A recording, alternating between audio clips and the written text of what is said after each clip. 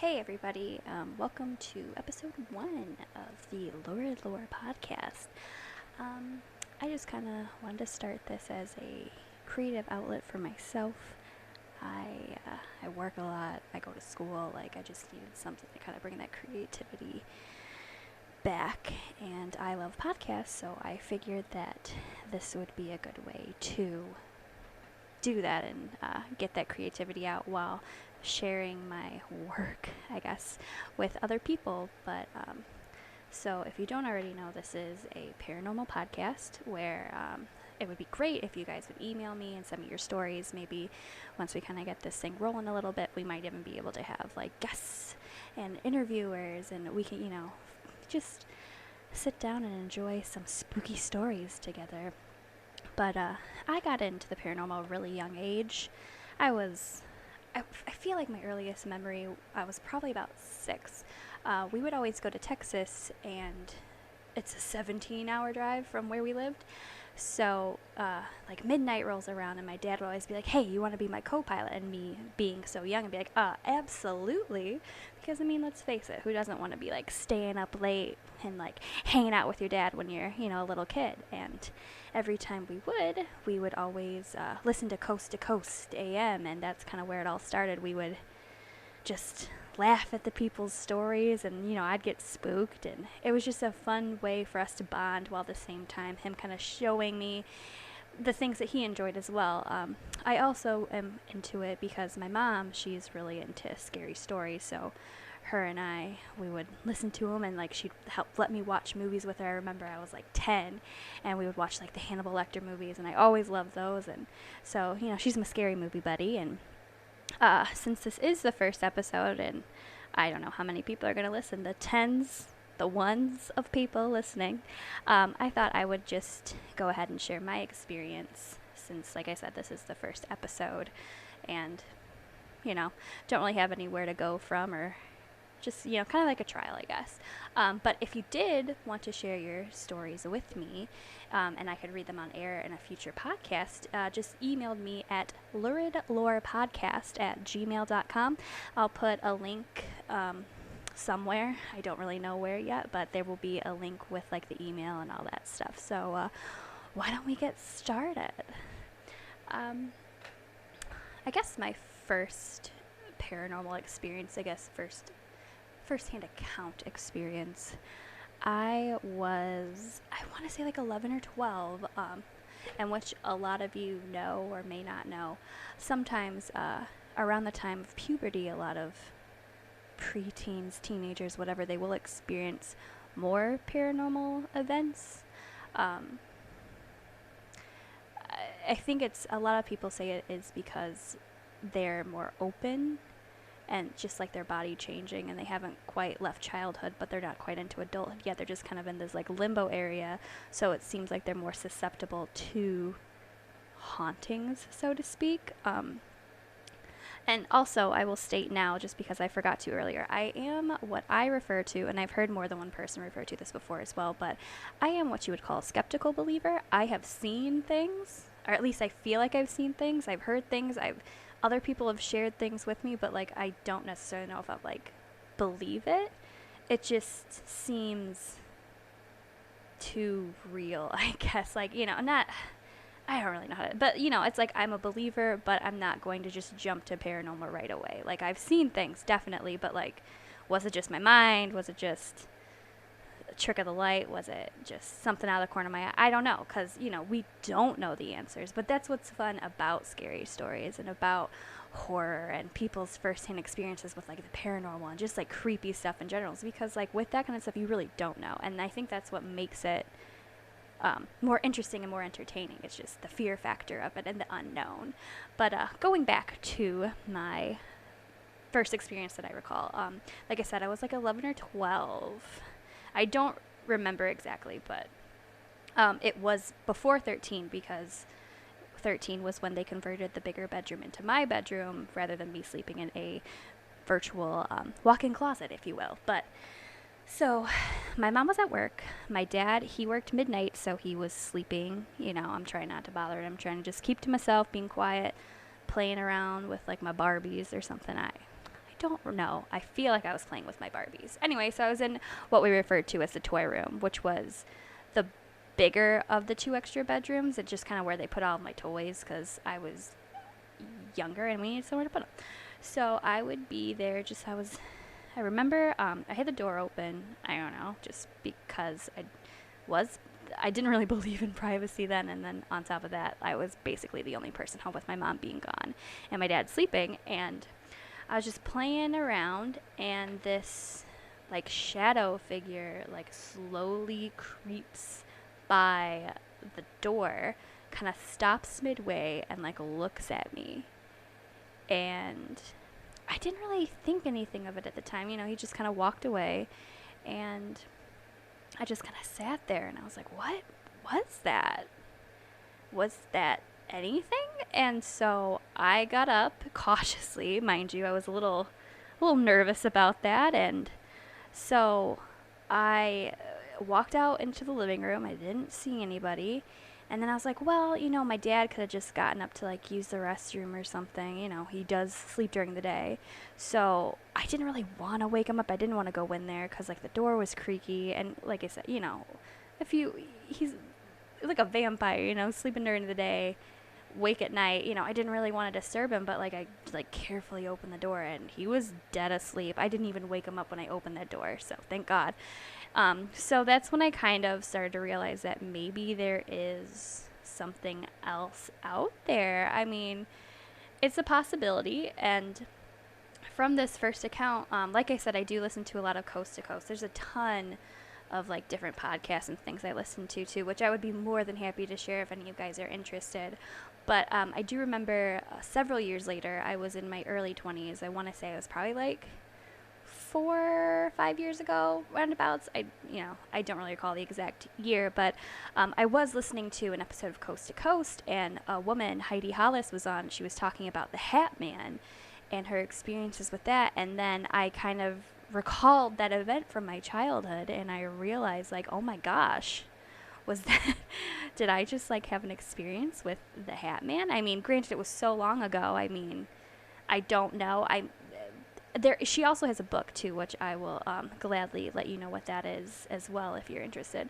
But it's just, I mean, it's like a lot of negativity associated with this entity. But I didn't even really like necessarily feel scared. I think it was mostly because I had no idea what was going on, and I was like, "What is this? What are you? Why are you looking at me? Like, go away." But I don't think I've ever really had an experience like that since. I have had others, obviously, which you will hear later on if you want to stick around. It was just like my first one, and I think that's why I was very confused, is because I didn't really know how to handle it. I didn't know what it was. I didn't know what I was doing, but that was my first one.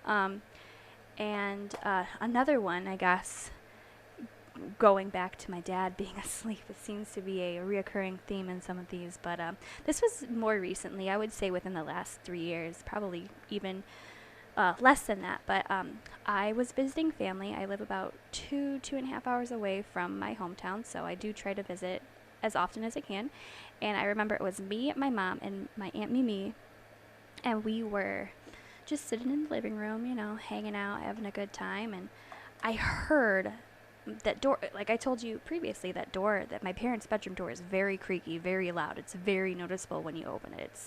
There's no mistaking that sound. And I was sitting there and I heard the door open, and I was like, oh, Dad must get up. He must be getting up. Well, now he's not on midnight, so he's sleeping at night.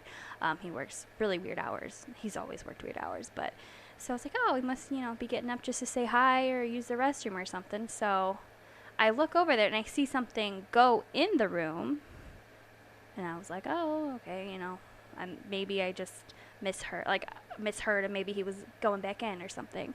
But I saw like a shadow figure like walk into this bedroom. And then seriously, like within, it wouldn't have been more than 2 minutes. Within the next 2 minutes, my dad opened that door and he was out and like using the restroom and walked in to say hi. It was really weird because like, was it like something I was like experiencing beforehand? Like, was it just like one of those like psychic moments, or did I see something go into his room, or am I just a weirdo and my brain doesn't know what's going on? Oh goodness. Also, just, I seem like I have a lot of stories about my parents' house. It's so weird. I remember growing up, I always felt like there was something in my bedroom, I guess, reverting back to earlier, when I was 13, they did convert my toy room into my bedroom. That was like my golden birthday present. So every time I was in there, not like daily, but I'd often feel like somebody was in there with me at like some point, like just like watching me, not menacing, not mean, not trying to hurt me. I felt like a presence. It was very eerie. It was very hard to deal with sometimes just because of how creepy it felt. But after I moved out officially, after college, once I did, officially become a resident of the current city I'm in, my parents basically turned my bedroom into their storage unit, which, if you don't know, my parents have a very small house. I mean, it was just my mom, my dad, and myself. So, we didn't need a lot of room. So they would take like all their extra stuff that didn't really have space for, and they would put it in my bedroom because I didn't live there. Hey, it's an extra closet basically. We can use this to like put stuff away. And after a while, my mom got pretty sick of it being so cluttered all the time. So, her and I, like when I would go down there, we would work together and clean it out. But this, and it's a work in progress, but what can you do? Anyway, so one of the first times she went in there, like I said, this room, basically it was an in and out kind of room. Like, you threw stuff in, you shut the door, you left. Like, that's all there was to it. It was just kind of like a catch-all for stuff that didn't really have a home yet. So when she did finally decide to start cleaning it out, she walked in there, grabbing whatever, just grabbing a couple things, and she hears, like, audibly, like, hears this voice say, what are you doing? And she, like, paused, looks around, obviously freaked out, so she goes into the living room. My dad's she's like, did you call me? Did you need something? He's like, no, what are you talking about? Like, I've just been here, watching the race or whatever. And so the second this happens, she calls me. She's like, you are never going to believe what just happened. And she recounted her story to me. And she's like, I remember you always saying there was something up with that room. But I was like, I always blew you off. But now I think I get it. So there was like definitely some sort of like validation there for me knowing that at least somebody finally believed me. As far as I'm concerned, just fair warning, I guess. We're well into this, so there's no warning, but there is no designated timeline to this. These stories jump around quite a bit.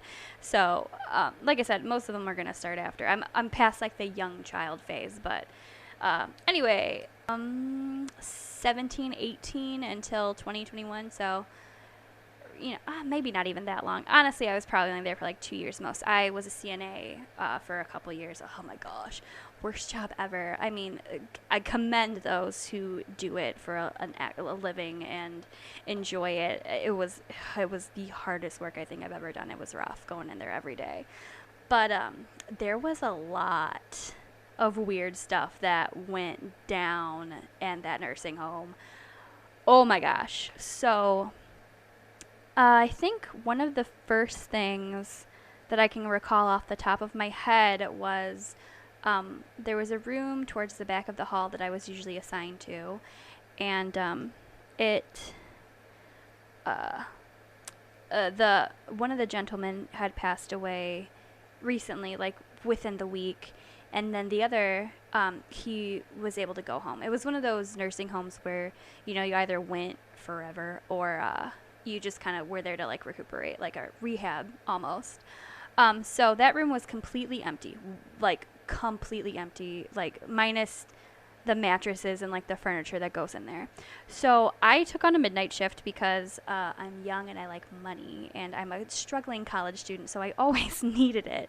And I remember I was charting, and I like, especially midnights, I preferred to chart in the hallway because I could at least have some sort of visual to see if somebody had pulled a light, so I know to go in there. So I'm sitting there and, charting away, and I look out of the corner of my eye and I see that my call light's going off. Not just the call light, the bathroom call light. There's two different lights. There's just a call light that somebody pulls in like the main section that's like, hey, can you help me, with whatever. And then there's a bathroom call light, which flashes, I think probably to get your attention more because, you don't want to be stuck on the toilet for your life. So I saw that both of those were on. I was like, oh, okay, well, so let me just go and figure that out. So I'm walking down, and it is the room that has been empty. Oh, God. So I walked in. It was so hard. Like, I knew it was empty. I had to get another aide to go in there with me because I'm like, I am not doing this today. No, no, no, no, no, no, no. So I get her to go in there with me. We are literally like running in there. The lights are on. All of the lights, the bathroom light, the main lights, they're on. So we're like running around, turning everything off. And we're just like, nope. No, no, no, no, no. Not today. And, oh gosh, when we were telling one of the charge nurses about it, just, it's midnight, so everybody's kind of in the same dead, half awake, half asleep, just, mode, So we were telling her what just happened, and she's like, that's nothing. And she told me this story. I don't have a first-hand account of this story. I just wanted to share it because this is literally the scariest story I think I've probably ever heard in my life. So she was saying that when she was like a younger nurse, probably, when she was first starting, there was a lady who she was very close to passing. And a lot of, they do like, it's a weird time in general. Just some people are just so out of it that they look like they're talking like nobody's there, or they're just completely just basically gone without being gone. And she was saying this lady, she kept pulling her light, and so every time she'd go in there, she'd be like, there's a man in here, get him out of here, get that man out of here. And she's like, what are you talking about? What man? She's just trying to calm her down, like, any sort of comfort she can possibly provide for this poor woman. And she's like, you know what I'm talking about. She's like, the man in red underneath of my bed. Oh, when she told me that, oh, yuck. Like, because she was like, she jumped to what I'm hoping, or I guess not hoping, I don't know, but what I jumped to, which was like the devil's underneath of my bed getting ready to take me away. No. Ew. No. And that same nurse told us another story, which we're going to go to happy now because that one was so just ew. But a similar situation. The woman was very close to passing, and the nurse was going in, because she was, she was trying to give her some comfort in her last moments, and the light was pulled, and she was just saying, she's like, that man's here with my baby. And we're like, she was like, what are you talking? She's like, my husband just came to visit me with like my son, or something along those lines. And I guess, like I said, this is not my first-hand account, so I don't have any background information on this. It's just me retelling the story. But I guess her husband had passed away, before her. And prior to that, she had lost a baby, before, I think it was either shortly before birth or like, at birth. So I feel like in this kind of situation that would be comforting, but at the same time, like, it's heartwarming, but yet so sad at the same time. Another story from the good old nut house, as we like to call it. It was another charting story. I was charting like I said, this could just be me being me, or just, seeing something out of the corner of your eye. It happens. It happens to all of us. That's why I like to have a healthy amount of skepticism when I do these things. But I was charting, and I noticed, like I said, I usually parked myself in the middle of the hallway, so I could kind of get like a 360 for the most part of what was going on. And out of the corner of my eye, I just see like this like hunched man. I would say it was a man with like a little newsboy cap, like just kind of like peeking over at me. And then it just kind of went away. So I just thought it was the lady who was in there. She was still able to walk, but she didn't really speak, and I don't think she could hear, so that's probably why she didn't really speak, because she couldn't hear herself. So I just thought it was her, so I like get up to make sure she was okay, just checking on her, and she was dead asleep in her bed. So it was not her. Like I said, it could have been anything. It could have been nothing. I have no idea, but it was a little weird. Another thing that would happen sometimes in that same nursing home was whenever, not every time, it wasn't, it wasn't every single time, but often, whenever a person would pass, a lot of the times, one of the door alarms would go off saying that, back door, hall 4 is open. Anytime a door would open, there would be an alarm that sounded off, because you don't want your residents to get out of the facility, because obviously that's not good. They're not supposed to do that.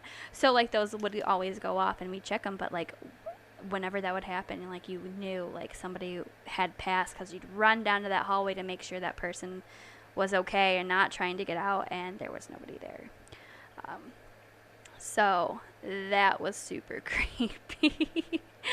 But I did, like I said, I maybe worked there 2 years at the most. I don't even think I lasted that long. It was not for me. I'm just not cut out for those kinds of things. It was really hard to go into work every day. But moving on, trying to think if there's any more. I do have more, but like, the ones off the top of my head, I'm trying to think if I've got anything else that would be fitting for spooky time. But one of the first apartments I lived in when off campus, when I did finally, become a big girl, and I had, I lived with a roommate. Not unusual for somebody who's 22, 23, whatever. And it was more, she was getting ready for work. I was getting ready for work. And she was in the shower. And I heard this, like, deep, gross, like, just demonic growl. It was like, I'm sorry. But it was just, like, something along those lines. It was, like, just guttural and just, like, it was like almost like a hurt to listen to. It was just so scary. So like I was just like, what the hell was that? So I knocked on the door. I was like, are you okay? She's like, yeah, why? Mind you, this roommate, we were friends, but I feel like she didn't really like me that much. But what can you do? As long as someone's paying the other half of the rent, But so I was just checking on her. I was like, did you like cough or sneeze or something? She's like, no. What's wrong? Like, why are you being so creepy and weird right now? And so obviously I'm not going to be like, oh, so I heard like a demonic growl. Like, just want to make sure you were okay. But I was like, oh, I just thought I heard something. So I just wanted to make sure you're okay. But now that I think about it, maybe she had like something caught in her throat or something and was trying to like cough it up. I don't know. But it was creepy. And, since she didn't own up to anything or, said she was fine or whatever, I just was like, oh, and we have to live here for another, 9 months or whatever. But that was the only thing that I ever heard in that apartment, so I'm sure it was probably just an isolated incident or just her hacking up along. Whatever. This next story is my most recent. It was weird. I will say beforehand that I was kind of like, I had just woken up. Like, like you wake up in the middle of the night, whatever. So that could have something to do with it. So I'm not going to completely say this is the real paranormal spooky stories. But I just like kind of woken up, like laying there for like, 45 seconds, not even. And it was so gross. I heard like a whistle and like just like a whistling little tone. And I was like, what is that? Anyway, my boyfriend at the time, I heard it, so I was like, oh, that's cute. So I was waiting for him to like do it again, and nothing happened. So the next morning I woke up, I was like, are you like whistling? He's like, no, what? And I've never like heard him whistle before, so like I just kept asking him like whistling questions. And like I said, I was like in between awake and asleep, so I very well could have just been like dreaming, and it like projected into my reality, which I feel like it has happened to some degree with me.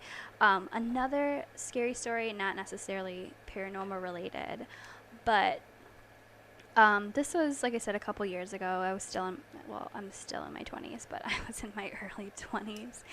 And I don't know if you guys have ever experienced it before, but it was a bout of sleep paralysis, which I have experienced on more than one occasion. It's not something I'm unfamiliar with, unfortunately, and I know that while there's not like a lot of science behind it, essentially sleep paralysis just seems like your body is waking up before like your mind does. So like, your eyes are like awake and like ready to party, and your body is like, we're awake, but your brain's like, no girl, you still sleeping. And that's why you can't move, is because like I can't even think of the name of like the chemical that's released or like the cycle, but there's a certain part in your sleep where like your body basically paralyzes itself, or it may act out your dreams. So I think that's kind of like what sleep paralysis is essentially you waking up before your body's ready, I guess. Just putting it into layman's terms. I'm sure someone has a better explanation than what that was, but that's how I'm going to describe it. Anyway, this one was it was the worst experience I've ever had in sleep paralysis. Obviously, like, even though I do experience it regularly, it still scares the shit out of me, like, because you can't move, and that's scary. But this one, oh my gosh, I was sleeping, woke up, and it felt like there was something on top of me, pinning my arms, like, above my head, and it was making this like just growly like noise in my ear, and I swear I felt like a tongue in my ear. It was like something was like licking the inside of my ear. That was, while explainable, seriously like the scariest thing I think I've ever experienced. I remember I woke up, it was probably like 3-4 in the morning. I was like, nope, we're not doing this again. No. So I basically, from then on, I just stayed up until like at least the sun was up to give me some sort of comfort. But that was awful. Like I said, completely explainable, but still, ew, gross. But, that was the first episode of Lurid Lore. I'm glad that you sat through it, and I hope that you enjoyed it, at least enjoyed it enough to go on to episode 2. Like I said, since this is going to be based on personal accounts of the paranormal, or just scary, weird stuff that happened to you in general, shoot me an email. I'll provide the email for you. Just seriously, email me. I would love nothing more than to share your stories. Like I said, it's just been something I've been passionate about for a while. It's just something I've always enjoyed. So why not share that with other people who enjoy it as well, or who, are maybe like me, skeptical believers, but like really enjoy hearing other people's accounts of the strange and unusual, the paranormal, aliens, just crazy stuff like that. But I hope you enjoyed our first episode. And we'll see you in the next one. I would also like to give a quick shout out to Margot Dorsey for helping me with my graphics. She was a big help on that. She actually made both of the graphics that you see on the Facebook page. So if you're interested in her kind of maybe doing something for you, just reach out to her for sure. And again, I would like to thank you for taking the time to listen to my podcast. I haven't decided if it's going to be bi-weekly or weekly. It'll mostly depend on emails and if I can dig anything up that I think is worthy of talking to you guys about. But just email me at Lurid Lore podcast@gmail.com, and I would love to read your stories. I'd love to share your stories. If you wish to remain anonymous, just let me know. But just email me through there and we can maybe get something set up and maybe you can hear your stories on the next episode. But thanks again for listening.